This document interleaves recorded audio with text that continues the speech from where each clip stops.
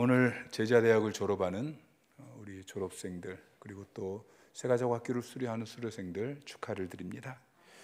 여러분의 인생 가운데 가장 잘한 것을 꼽으라고 한다면 첫 번째는 예수 믿고 구원받은 것입니다. 두 번째는 한 학교에 나오게 된 것입니다. 세 번째는 제자대학, 이 과정 속에 들어오셔서 그동안 1학기, 2학기, 3학기 훈련 받은 것, 이것이 여러분의 인생에서 가장 잘한 일 중에 꼽을 수 있는 세 가지라고 저는 믿습니다. 오늘 제자대학을 졸업하는데 졸업으로 끝나지 않는다는 것 여러분들이 너무나 잘 아실 것입니다. 졸업은 새로운 시작입니다. 이제 여러분의 남은 생애를 방향을 분명히 설정해서 그 한 방향을 향해서 달려가는 그 인생이 이제 시작되었다는 것이죠. 파브르라는 곤충학자가 날벌레들의 생태를 관찰하다가 아주 중요한 사실을 발견하게 되었습니다. 날벌레들이 어떤 목적 없이, 방향 없이 그냥 묵턱대고 앞에 날고 있는 그 한 날벌레, 그 뒷모습을 보면서 그냥 계속 빙빙 나는 것입니다. 돌고 있는 그 바로 밑에다가 먹을 것을 갖다 놓아도 먹을 것을 먹지 않습니다. 먹지도 않고 목적도 없이 그냥 뱅뱅 7일을 그렇게 돌다가 툭 떨어지면 죽습니다. 그런데 한 통계 자료에 의하면은 이 날벌레처럼 살아가는 사람들이 전체 인류의 87%나 된다고 합니다. 여러분, 목적 없이 살지 마십시오. 우리가 이 땅에서 천년만년 그렇게 살 수 있는 것이 아닙니다. 우리 인생의 끝이 있고 역사의 끝이 있습니다. 우리는 우리의 남은 인생을 보다 가치 있는 일에 헌신해야 합니다. 여러분의 관심이 무엇입니까? 내 목숨을, 내 인생을, 내 전부를 다 걸어도 아깝지 않은 그 가치가 있다면 그것이 무엇입니까? 주님께서 이 땅에서 사역을 마치시고 승천하시면서 제자들에게 가장 중요한 명령을 하십니다. 오늘 본문의 말씀을 지상명령이라고 합니다. 지상이라는 것은 가장 지극히 높은, 가장 중요한 명령이라는 것이죠. 여러분, 이 명령은 당시 12 제자에게만 주신 명령이 아니고 오늘 저와 여러분에게 동일하게 주신 명령이라는 것을 기억하시기 바랍니다. 19절 말씀을 보면은 그러므로 너희는 가서 모든 민족을 제자로 삼아. 주님께서 하신 명령은 제자 삼는 것입니다. 척스인돌 목사님이 이런 이야기를 했습니다. 우리에게 가장 필요한 것이 정보였다면 하나님께서는 우리에게 교육자를 보내셨을 것이다. 우리에게 가장 필요한 것이 기술이었다면 하나님께서는 우리에게 과학자를 보내셨을 것이다.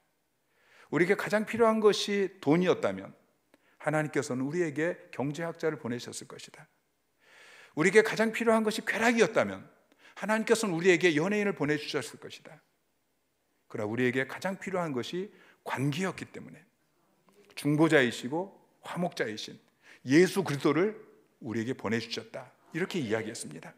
여러분 기억하십시오. 우리 인간의 행복은 관계에 있습니다. 위로 하나님과의 관계가 바로 되어지고 옆으로 사람들과의 관계가 바로 되어질 때 그때 우리는 행복할 수 있는 것입니다. 우리는 예수 그리스도로 말미암아 하나님과의 관계가 회복되었습니다. 이제는 사람들과의 관계가 회복되어야 합니다. 하나님과 사랑의 관계를 누릴 뿐만 아니라 옆에 있는 사람들과 사랑의 관계를 누리시기 바랍니다. 그리고 나뿐만 아니라 또 다른 사람들도 하나님과 사랑의 관계를 누리고 또 이웃들과 사랑의 관계를 누리는 행복한 인생으로 회복되기를 여러분들이 꿈꾸면서 그들에게 복음 전하는 일을 해야 되는 것입니다. 근데 그것이 끝이 아닙니다. 여러분이 하나님께 예배하고 그리고 또 나아가서 다른 사람에게 복음 전하고 그것이 끝이 아닙니다. 그것이 하나님이 우리에게 맡기신, 주님께서 세상을 떠나시면서 우리에게 맡기신 사역의 본질이 아닙니다. 그것이 주님이 우리에게 맡기신 사역의 완성이 아닌 것입니다. 오늘 제자대학을 졸업하는 졸업생들, 그리고 이미 졸업해서 사역을 감당하고 있는 우리 셀리더들, 여러분들의 사역의 본질이 무엇인지를 분명히 깨달으시기 바랍니다. 계속해서 주님 다시 오시는 그날까지 교회 안에서, 여러분 셀 안에서 열린 모임을 여십시오. 계속해서 나아가서 복음을 전하고 잃어버린 영혼들을 구원하는 일을 하십시오. 또 교회 안에서 맡기신 여러 가지, 여러분에게 맡기신 그 직임을 잘 감당하십시오. 봉사하고 섬기고 교제하고 열심히 하십시오. 그러나 주님이 우리에게 맡기신 사역의 본질은, 주님이 우리에게 맡기신 사역을 완성하는 것은 제자를 만드는 것입니다. 내가 제자를 만들고, 그리고 그 제자를 또 다른 제자를 키우는 그런 제자로 키우는 것입니다. 이것이 재생산 사역입니다. 그 제자 비전을 통해서 하나님께서 우리에게 주신, 우리 교회에 주신 비전, 회복의 은혜를 누리는 공동체를 우리가 세울 수 있는 것입니다. 하나님께서 우리 교회를 회복의 은혜를 누리는 공동체로 세워주셨습니다. 우리는 그 비전을 이루어 가야 합니다. 그 비전을 이루는 핵심 키워드는 바로 제자를 세우는 것입니다. 사무엘상 22장 1절 2절 말씀 시작. 그러므로 다윗이 그곳을 떠나 아둘람 굴로 도망하며 그의 형제와 아버지의 온 집이 듣고 그리로 내려가서 그에게 이르렀고, 환난당한 모든 자와 빚진 모든 자와 마음이 원통한 자가 다 그에게로 모였고, 그는 그들의 우두머리가 되었는데 그와 함께한 자가 400명 가량이었더라. 다윗이 사울을 피해서 블레셋으로 갔다가 거기에서도 죽을 위기 속에 광야로 도망 나옵니다. 갈 곳이 없습니다. 그래서 헤매다가 한 굴을 발견하고 그 굴 안에 들어갑니다. 그곳이 아둘람 굴이죠. 그곳에 사람들이 모이기 시작합니다. 2절 말씀을 보면은 그곳에 모였던 사람들은 한결같이 환난당한 모든 자, 빚진 모든 자, 마음이 원통한 자들이었습니다. 이 사람들은 그냥 내버려두면 아무 쓸모없는 사람들입니다. 실패한 사람들, 힘없는 사람들, 별 볼 일 없는 사람들. 그런데 하나님께서 그들을 아둘람 굴로 모으시고 그 아둘람 굴 안에서 다윗을 통해서 그들을 치유하십니다. 회복시키십니다. 그들을 용사로 세우십니다. 이 아둘람 공동체 안에서 치유되고 회복되어진 그들이 용사로 세워져서 나중에 하나님 나라, 이스라엘 나라를 세우게 되어집니다. 우리가 살고 있는 이 시대를 사는 사람들을 자세히 살펴보면 다들 이 아둘람 굴에 모인 사람들 것 같습니다. 우리나라가 지난 몇십 년 동안 놀라운 발전을 이루었습니다. 6.25 전쟁 직후에 우리나라는 전 세계에서 가장 가난한 나라였습니다. 1953년에 1인당 국민소득이 53달러였습니다. 67달러였습니다. 아프리카 나라들보다도 더 가난했습니다. 그런데 정신없이 경제 성장을 향해서 달려와서 얼마 전에 3만 5천 달러를 넘어섰습니다. GDP가 세계 10위, 그리고 수출 세계 6위, 경제적으로 너무 잘 사는 나라가 되었습니다. 또 문화적으로도 이미 오래전부터 K-팝, 최근에는 이제는 음악을 넘어서서 드라마, 영화, 그래서 K-컬처가 이제는 어디 가든지 한국의 문화가 세계를 지배하는 그런 시대가 되었습니다. 그런데 사람들 한 사람 한 사람을 깊이 들여다보면 그 마음에 상처가 있습니다. 병들어 있습니다. 방황하고 있습니다. 무엇보다도 가장 소중한 우리의 자녀들, 근심 걱정 없이 그냥 미래를 꿈꾸면서 행복하게 살아야 될 우리의 자녀들이 가정에서, 학교에서 너무 많은 스트레스를 받고 내면의 상처투성이입니다. 김중건 목사님께서 민족 복음화의 글이라는 그 글에서 쓰신 것처럼 어디를 찔러도 아픈 곳이 하나도 없는 그런 내 조국, 이 시대를 우리가 살아가고 있습니다. 어디에 소망이 있습니까? 정치에 소망이 없습니다. 정치인들은 힘없는 국민들에게 아무런 관심이 없습니다.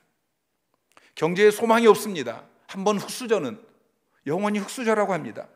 빚을 권하는 사회가 되어져서 빚이 갈수록 늘어납니다. 가계부채가 세계 최고입니다. GDP 대비 100%를 넘는 나라는 우리나라밖에 없습니다. 문화는 우리의 아픈 마음을 치유해야 되는데 이 시대의 악한 문화는 아픈 내 조국, 내 백성들을 치유하지 못합니다. 교육은 죽으라고 시키는데 그러나 사람이 만들어지지 않습니다. 사람들은 갈수록 환난당한 모든 자, 빚진 모든 자, 마음이 원통한 자가 되어가고 있습니다. 교회는 이 시대의 마지막 소망이 되어야 합니다. 우리 한국교회는, 한국의 초대교회는 지금보다 훨씬 작고 정말 어려운 상황이었지만 일제강점기에 환난당한 모든 자, 빚진 모든 자, 마음이 원통한 자들을 치유하고 회복하는 일을 했습니다.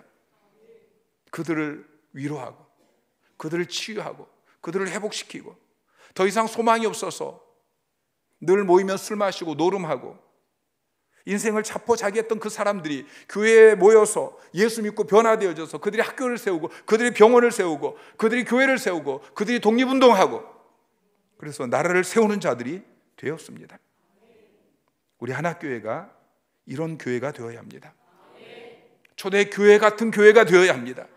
아둘람 공동체 같은 교회가 되어야 합니다.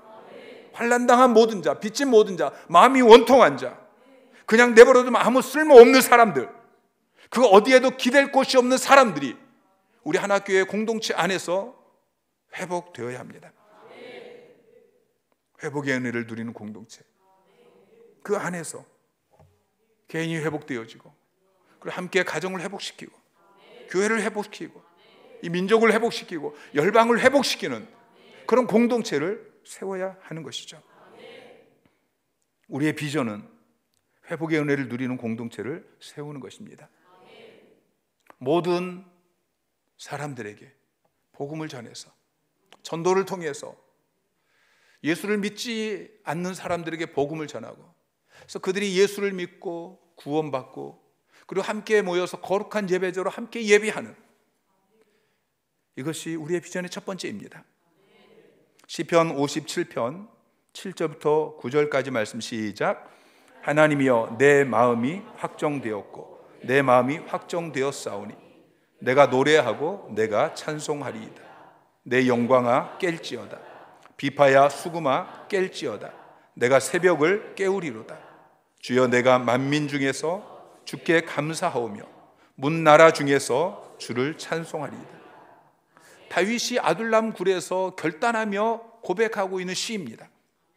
아둘람 굴에 환난당한 모든 자, 빚진 모든 자, 마음이 원통한 자, 그들이 모여서 여러분 그 분위기를 한번 생각해 보세요. 다윗도 지금 멀쩡한 상태가 아니잖아요. 거기에 모인 사람들이 다 그런 사람들이에요. 근데 다윗이 어느 날 결단합니다. 내가 감사하겠다. 내가 찬송하겠다. 하나님만 예배하겠다. 그러자 그들에게 치유가 일어납니다. 회복이 일어납니다. 그리고 그들이 용사로 세워지기 시작합니다. 여러분 회복은 하나님이 시키는 것입니다. 우리가 그 사람들을 치유하고 회복하는 것이 아닙니다. 예배할 때 치유되어집니다. 찬양할 때 치유가 일어납니다. 말씀을 들을 때 치유와 회복이 일어나는 것입니다.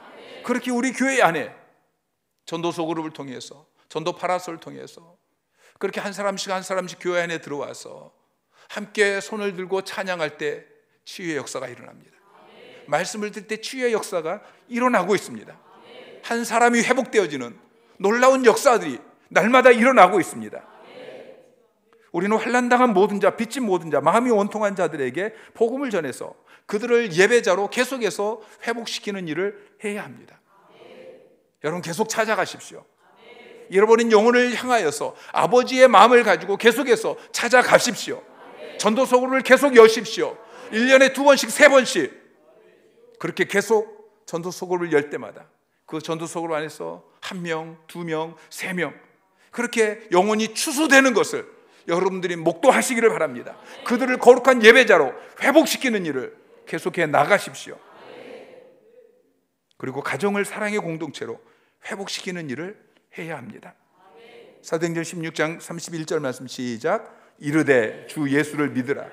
그러면 너와 내 집이 구원을 받으리라 하고, 주 예수를 믿으면 너만 구원받는다고 말씀하지 않습니다. 너와 내 집이, 내 가정이 구원을 받으리라 말씀하고 있습니다. 한 사람이 예수 믿고 구원받는 것에 끝나는 것이 아니라 그 가정이,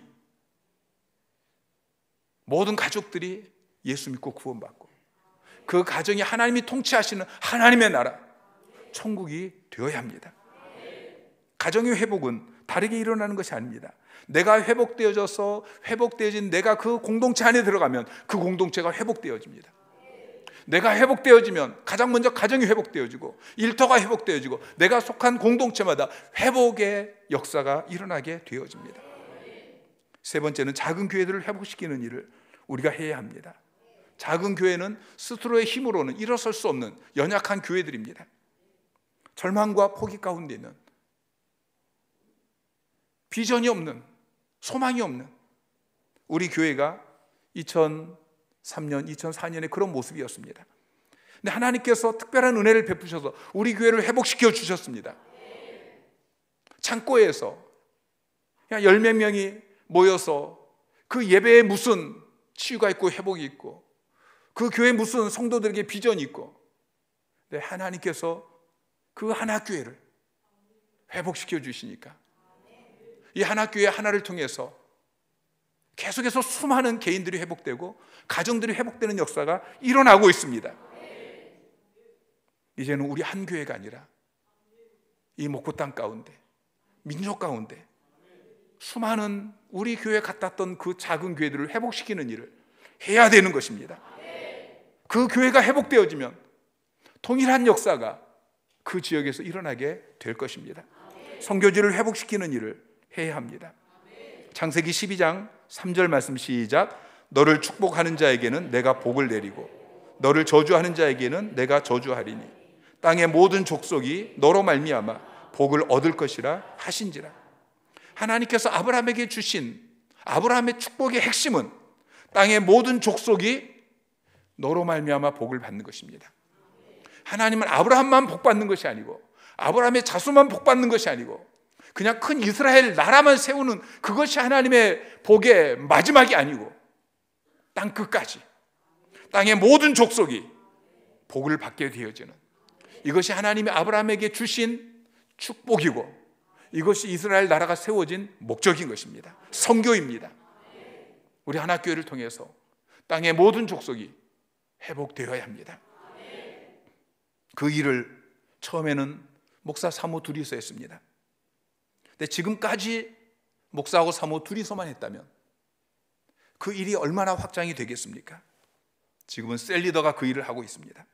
셀 리더가 셀 그룹 안에서 개인을 전도하고 그들을 양육하고 그리고 그들을 제자로 세우는 일을 하고 있습니다. 우리는 2,000명의 셀 리더를 세워야 합니다. 하나님께서 저에게 주신 비전은 제가 은퇴하기 전까지 2,000명의 셀 리더를 세우는 비전을 주셨습니다. 아직 셀 리더가 되지 않으신 분들은 빨리 셀 리더가 되십시오. 공동체를 세우십시오. 5명의 셀 리더를 세우고 12명의 셀 리더를 세우면 한 개의 공동체가 되어집니다. 그 공동체 안에서 계속해서 셀마다 전도 소그룹을 열어서 개인을 회복시키시고 그리고 셀 안에서 가정을 회복시키시고 그리고 셀 그룹 안에서 이제는 한 교회를 회복시키시고 한 선교지를 회복시키는 일을 감당하시기 바랍니다. 오늘 본문의 주님은 제자를 삼으라고 명령하고 있습니다. 자, 19절 20절 말씀을 다시 한번 보면 너희는 가서 모든 민족을 제자로 삼아 아버지와 아들과 성령의 이름으로 세례를 베풀고, 세례를 베풀라는 말은 전도하라는 이야기입니다. 그 당시에는 복음을 전하고 예수를 믿으면 그 자리에서 세례를 줬습니다. 그런데 세례를 베풀고 끝나는 것이 아니고 너에게 분부한 모든 것을 가르치라고 이야기하고 있고 그들이 지키게 하라고 말씀하고 있습니다. 지키게 하라는 말은 지키게 하라, 이게 헬라어로 테레오를 번역했는데, 테레오라는 단어는 보존하다 또는 지키다, 그런 의미와 함께 따르라 라는 의미가 있습니다. 따르라. 누구를 따르는 것입니까? 제자는 따르는 사람입니다. 주님께서 12 제자를 부르시면서 나를 따르라 그렇게 말씀하셨죠. 결국 셀리더를 세우라는 이야기입니다. 처음에 사역의 본질을 말씀을 드렸습니다. 여러분의 사역의 본질은 제자를 세우는 것입니다. 셀리더를 만드는 것입니다. 본질을 붙드는 곳에 길이 있습니다. 근데 많은 사람들이 본질을 붙들지 않고 비본질적인 것을 붙들고 있습니다. 비본질적인 일, 그것 붙들고 씨름하다가 세월을 허송세월하고 있습니다. 그리고 열매는 신통치 않고 지치고 낙심하고 뒤로 나가 떨어지는 것입니다. 본질은 제자를 세우는 것입니다. 근데 그 일이 쉽지는 않습니다. 그래서 우리는 그 일에 더 집중해야 되는 것이죠. 올인해야 됩니다. 재생산 사역에 올인하십시오. 미치십시오. 여러분 미쳤습니까? 미치려면 이유가 있어야 됩니다. 미쳤다는 것은 정신병에 걸렸다는 것이 아닙니다. 내가 옳다고 하는 그 일에 몰입하는 것입니다. 올인하는 것입니다. 이것밖에 다른 일이 없다고 생각하고 거기에 자기의 모든 것을, 자기의 생명까지 거는 것입니다. 가슴에 붙은 그 불을 그 어디서도 끌 수 없는 사람이 되었다는 것입니다.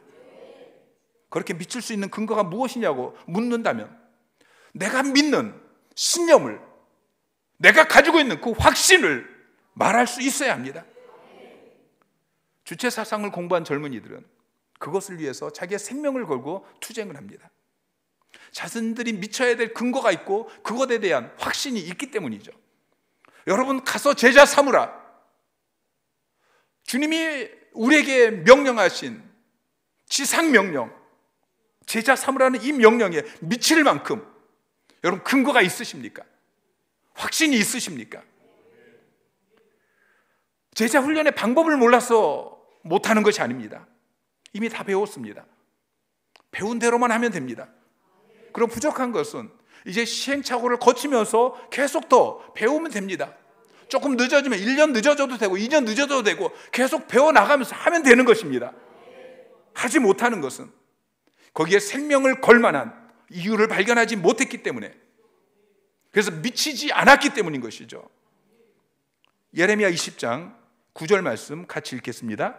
내가 다시는 여호와를 선포하지 아니하며 그의 이름으로 말하지 아니하리라 하면 나의 마음이 불붙는 것 같아서 골수에 사무치니 답답하여 견딜 수 없나이다. 예레미야가 하나님의 말씀을 들었을 때에 그 말씀을 가슴에만 담고 가만히 앉아 있을 수 없었습니다. 말씀을 전하는 것이 너무 힘들고, 말씀을 전할 때 모욕을 당하고 핍박을 당하고, 그게 너무 힘들어서 내가 입에 반창고를 붙이고 내가 절대 말하지 않겠다, 그렇게 다짐을 합니다. 그런데 가슴에 불이 있는 사람은 그렇게 할 수가 없는 것입니다. 말하지 않고는 견딜 수가 없는 것입니다. 이게 미친 사람의 증세인 것이죠. 이것이 나의 사역의 본질이라는 확신이 들면은 가슴에 불이 붙습니다. 가슴에 불이 붙은 이 뜨거운 열정을 가진 사람에게는 비전이 있습니다. 절대 양보할 수 없는 근거가 있고 가슴이 뜨거워지고 비전이 환하게 보이는 것입니다. 이것이 미친 사람의 특징입니다. 제자를 세우는 일은 이러한 내적 혁명을 거쳐야만 성공할 수 있는 것입니다. 마가복음 3장 20절 21절 시작. 집에 들어가시니 무리가 다시 모임으로 식사할 겨를도 없는지라. 그를 붙들러 나오니 이는 그가 미쳤다 함이러라. 예수님을 향하여서 미쳤다라고 이야기합니다. 여러분 예수님이 무엇에 미쳤습니까? 식사할 겨를도 없이 무엇에 미쳐서 그렇게 사역을 하고 계십니까? 바로 앞에 보니까 13절부터 15절까지 또 산에 오르사 자기가 원하는 자들을 부르시니 나온지라. 이에 12를 세우셨으니 이는 자기와 함께 있게 하시고 또 보내사 전도도 하며 귀신을 내쫓는 권능도 가지게 하려 하심이라. 제자들을 불러서 그들을 전도 제자로 세우는 그 일에 주님이 미치셔서 식사할 겨를도 없이 그렇게 사역에 올인하는 모습을 우리에게 보여주고 있습니다. 여러분, 우리가 다른 일에 미치면 안 됩니다. 땅 따먹기 하는 일에, 딱지 따먹기 하는 일에, 돈 버는 일에, 내 인생의 쾌락을 만족시키는 일에, 내가 추구하고 있는 어떤 그 명예를 얻는 그 일에 우리의 생명을 걸어서는 안 되는 것입니다. 저도 아직까지 미쳤다라고 그렇게 자신 있게 고백할 수는 없지만, 처음 전도할 때 날마다 나가서 전도했습니다. 하루에 3시간씩 4시간씩 거의 날마다 그렇게 복음을 들고 나아갔습니다. 제 아내는 더 미쳐서 전도를 했습니다. 그리고 또 양육하고 제자 훈련하면서 10수년을 매년 거의 30주 넘게, 52주 가운데 30주 넘게 그렇게 월화수목금토일 그렇게 하루도 빠짐없이 그렇게 양육하고 훈련하는 일을 했습니다. 시간이 없어서 때로는 밥을 먹지 못하고, 때로는 컴퓨터에 앉아서 김밥 먹으면서 타이핑하면서 그렇게 준비하고,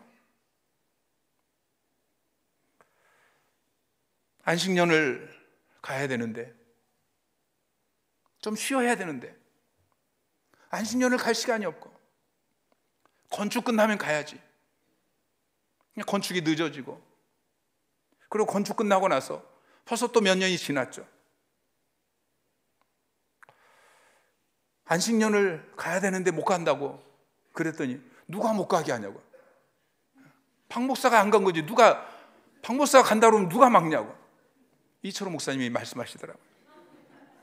제가 못 갔어요. 가고는 싶은데, 좀 쉬어야 되는 건 아는데 시간이 없어요. 양육하고 훈련하고, 그리고 좀 한 달 시간이 남으면 또 외부서 사역이 있고. 이번에 튀르키예 처음으로 해외에서 이제 전도 세미나를 하고 전도 소그룹을, 이 해외에 이제 처음으로 그곳에 이제 전도 소그룹을 정착시키는 그 일을 합니다. 얼마 전에 건강검진을 했어요. 건강검진을 했더니 문제가 생겼어요. 크게 2가지 문제가 생겼는데, 대장 쪽에 용종이 좀 커서 이게 대장 내시경 검사할 때 제거할 수 없었다. 그리고 심장에서 바로 나온 대동맥이 3개인데 그중에 제일 중요한 게 절반 이상 막혀서 거기에 이제 스턴트 시술을 해야 된다는 이야기를 들었어요. 튀르키예 사역을 앞두고서 그 이야기를 듣는 사람들이 다 걱정하면서 튀르키예 가면 안 된다고, 큰일 난다고.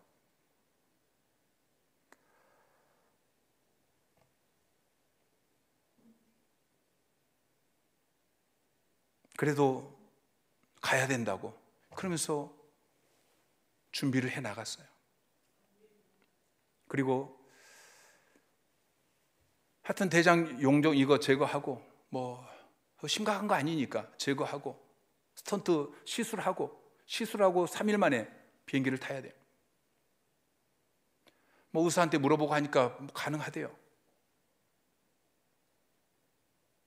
지난주에 용종을 제거했는데요, 끝이 날 줄 알았는데 안 끝났어요. 생각보다 컸어요. 용종이 아니고 상피내암이라고 이야기하고. 그리고 제거했는데 제거하고도 남았대요.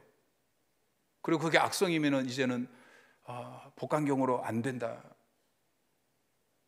그게 지난주 일이에요. 조직검사를 다시 들어가야 되는데 일주일 후에 결과가 나온다. 튀르키예 이스탄불 교회에다 이야기했더니 교회에서 이제 운영위원회가 모여서 이제 대체 회의를 하면서 전화가 왔어요. 목사님, 1년 연기합시다. 올해만 아니고, 목사님 몸 좀 추스리시고 내년에 합시다. 제가 그 목사님에게 이야기했어요. 하나님을 신뢰합시다. 제가 지금까지 사역해 보니까 항상 중요한 일을 앞두고 사탄의 역사가 있습니다. 근데 포기하지 않으면 하나님께서 길을 열어주십니다. 이번에 큰 은혜가 있으려고 지금 이런 일이 있는 것 같습니다.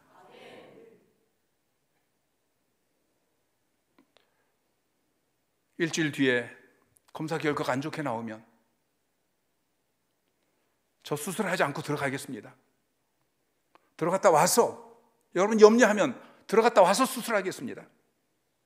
그랬더니 그 목사님이, 박 목사님, 내가 왜 목회가 안 되는지 이제 알겠습니다.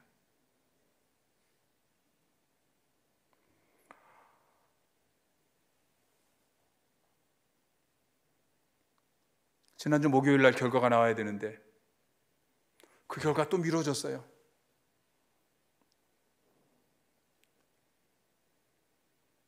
사방에서 제 아내조차도 이렇게 꼭 가야 되느냐, 가다 죽을 수도 있다.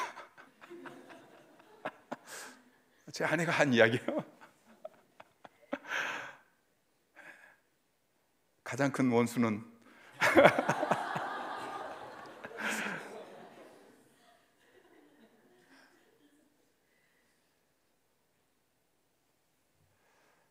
일주일 뒤에 또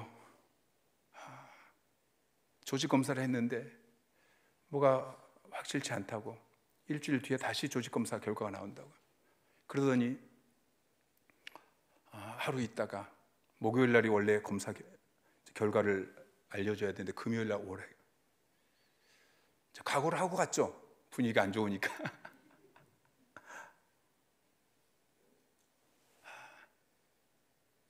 하나님께서 대장 쪽을 마무리를 지어주셨어요.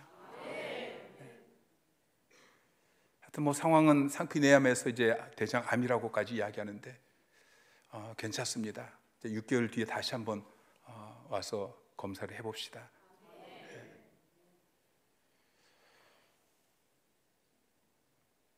제자 훈련은 예수님을 닮은 작은 예수를 만들어내는 일입니다. 여러분, 육신의 아이도 10달을 뱃속에 품어서 그 해산의 고통을 겪고, 그리고 끝이 아닙니다. 그리고 또 10수년을 20년을 그 이상을 그렇게 키워내야 됩니다. 하물며 영적 생명을 키우고 그들을 주님을 닮은 제자로, 전도 제자로, 셀 리더로, 재생산 사역자로 그렇게 만드는 일이 어찌 말처럼 그렇게 쉽겠습니까? 제자 만드는 일은, 한 사람의 제자를 만드는 일은 그 일에 미치지 않으면 될 수가 없는 것입니다. 그러나 그 일은 미칠 만큼 가치가 있는 일입니다. 이스라엘 백성들을 보십시오. 아브라함, 하나님께서 아브라함에게 내 자손이 땅의 모래처럼 될 것이다, 하늘의 별처럼 무수히 많아질 것이다 약속했지만 아브라함 한 사람이었습니다. 이삭 한 사람이었습니다. 야곱 한 사람이었습니다. 그러다가 3대 4대째 내려가니까 이제 12아들이 되어지고, 그 아들들이 쟁세상을 시작하였더니 몇 대 내려가지 않아서 번성하여서 애굽 땅에 가득하게 되었습니다. 출애굽기 1장 7절 말씀 시작. 이스라엘 자손은 생육하고 불어나 번성하고 매우 강하여 온 땅에 가득하게 되었더라. 예수님께서도 12제자만 훈련시키셨는데 그 12제자가 세계 비전을 가지고 재생산의 삶을 살았기 때문에 반세기 만에 복음으로 세계를 정복할 수 있었습니다. 바울도 마찬가지입니다. 사도행전 19장 9절 10절 말씀 시작.